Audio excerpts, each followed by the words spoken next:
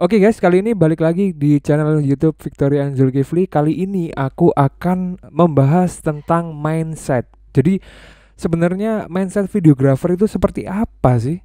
Nah, kali ini aku akan membahas mindsetnya dalam istilahnya videographer sebagai pengusaha yang sukses. Mindsetnya harus seperti apa? Ini dia. Oke, kenapa aku bilang videographer itu juga harus seperti pengusaha? Karena gini guys, pengusaha sama videographer itu hampir sama. Yang membedakan adalah apa yang dijual. Kalau videographer kan yang dijual jasa, jadi juga maksudnya entrepreneur gitu loh. Nah, kalau videographer itu bisa dikatakan creative planner lah, intinya seperti itu. Jadi sama-sama entrepreneur gitu loh. Nah, apa yang harus kita pahami? Mindset apa yang harus kita bangun sebagai pengusaha? Nah, ini aku akan memberikan 5 poin. Sebenarnya lebih dari ini, cuman untuk saat ini yang lagi teringat di benak saya ada 5 poin. Jadi 5 poin yang harus kalian punyai sebagai videographer atau sebagai pengusaha sukses umumnya. Jadi apa aja 5 poin itu? Yang pertama, kalian harus punya visi jangka panjang yang jelas. Jadi nggak cuma visi jangka pendek, tapi kalian juga harus punya visi jangka panjang yang jelas. Oke, seperti apa visi itu? Visi itu kalau kita gampangannya mendefinisikan visi itu sebenarnya kayak impian atau tujuan akhir, tujuannya kalian itu akan seperti apa dan lain sebagainya. Oke, karena apa? Kenapa kok kita punya visi jangka panjang harus jelas? Karena apa? Karena yang namanya usaha di bidang jasa atau kreatif seperti kita ini sangat rentan sama yang namanya resiko. Banyak sekali resikonya. Naik turunnya juga sangat fluktuatif. Jadi naik turun, kadang nggak dapat pemasukan, dan kadang kita harus hemat, kadang kita harus ini. Jadi kita harus jelas nih. Karena visi yang jelas itu nggak cuman perusahaan yang besar-besar aja yang punya visi yang jelas. Kita sebagai pengusaha itu kita juga harus punya visi yang jelas. Nah, contohnya saat ini aku jadi wedding videographer. Oke, next berapa tahun ke depan aku harus jadi apa? Next aku harus ngembangin yang mana? Next harus apain? Harus ngapain dan lain sebagainya. Nah, kenapa harus punya visi yang jelas? Karena ya itu tadi, ketika ini melihat dari pasar sendiri ya, banyak PH-PH yang bermunculan, kompetitor semakin banyak dan lain sebagainya. Otomatis ya kita harus memahami kondisi itu. Mereka juga ingin berkembang juga. Jadi kita harus memahami kondisi itu dengan cara apa? Ya ketika kita punya visi yang jelas, kita tahu step by stepnya untuk melaksanakan visi misi kita itu tadi. Jadi kita nggak hanya sekedar mikir saat ini aja, tapi kita harus mikir jangka panjangnya mau dibawa kemana production house-mu itu, kayak gitu. Oke, lanjut. Ketika kita punya visi misi yang jelas, kalian turunin ke misi, kalian turunin ke target, kalian turunin menjadi langkah-langkah praktis. Mindset yang kedua yang kalian harus punya adalah berani mengambil resiko. Pasti kalian udah banyak resiko yang kalian ambil, dan kalian harus pikirkan matang-matang ketika mengambil suatu langkah dan lain sebagainya. Oke, contoh simpelnya seperti ini. Kalian harus berani mengambil resiko dalam artian seperti ini.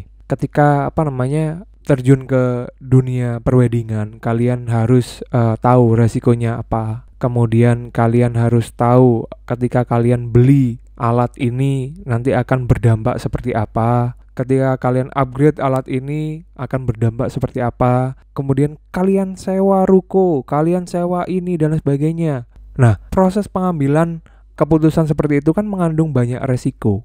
Nah, ada yang pasti yang dikorbankan dan ada yang pasti yang ini. Tetapi intinya balik di sini. Ketika visi kalian jelas, kalian pasti tahu mana yang harus kalian pilih. Kalian pasti tahu mana yang harus atau langkah yang harus kalian jalani dan mana yang harus kalian korbankan terlebih dahulu.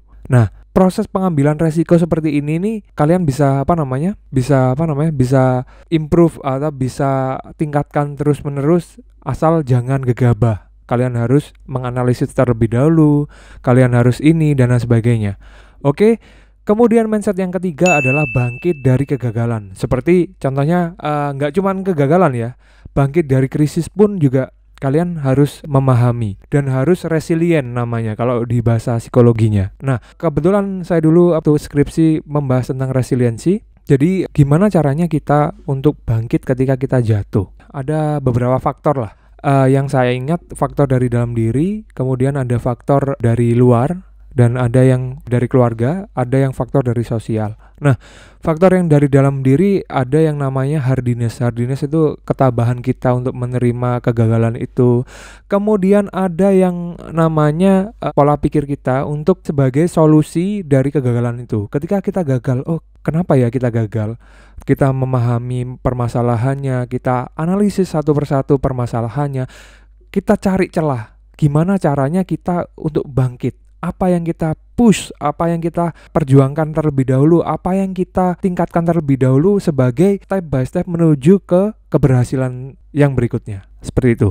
Kemudian ada faktor lingkungan internal, yaitu internal kerjaan, saling support, saling memotivasi.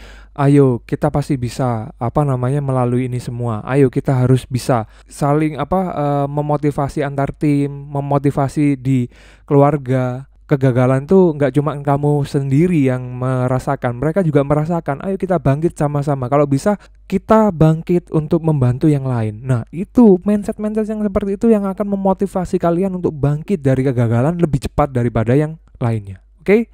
Lanjut, mencari solusi di balik masalah. Yang mindset nomor 4. Jadi, bangkit dari kegagalan nggak cukup untuk bangkit menyemangati diri, tapi mencari jalan alternatif untuk meraih keberhasilan seperti yang tak jelasin sebelumnya.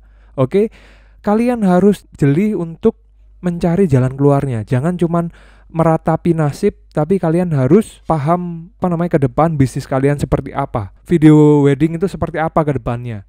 Ketika banyak kompetitor, kalian harus tahu apa yang membedakan kalian dengan kompetitor lainnya, apa yang menjadikan klien kalian memilih kalian, dan apa dan lain sebagainya. Kalian harus kuat lebih detail lagi. Yang kelima yang harus kalian punya adalah tidak mudah menyerah. Jadi ketika kalian nyoba teknik ini, kalian bisa, ternyata jangan mudah untuk menyerah.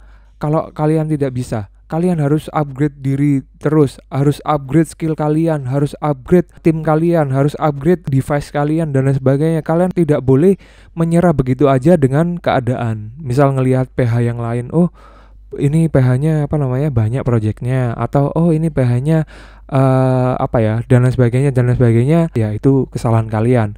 Sebenarnya yang bisa kalian pahami adalah banyak pengusaha-pengusaha sukses itu berawal dari kegagalan yang bukan hanya satu atau dua kegagalan, tapi bisa ribuan. Jadi kalian tanamkan mindset di dalam diri kalian bahwa keberhasilan itu dicapai pasti melalui yang namanya kegagalan. Jadi bagaimana caranya agar kalian bersahabat dengan kegagalan, agar kalian tegar dengan kegagalan, agar kalian intinya, saya pernah mendengarkan bahwa Pak CT itu pernah bilang bahwa sampai yang namanya kegagalan itu gak mau hadir di kehidupan kalian. Kalian harus smile, kalian harus senyum. Ketika ada kegagalan, kalian harus terjang terus. Sampai akhirnya kegagalan itu sendiri malas untuk hadir ke kehidupan kalian. Pasti kalian nantinya akan menemukan sebuah keberhasilan. Seperti itu. Oke, itu dulu mindset yang bisa saya jelasin di sini. Next akan ada tips-tips bisnis di bidang videografi, YouTube dan lain sebagainya.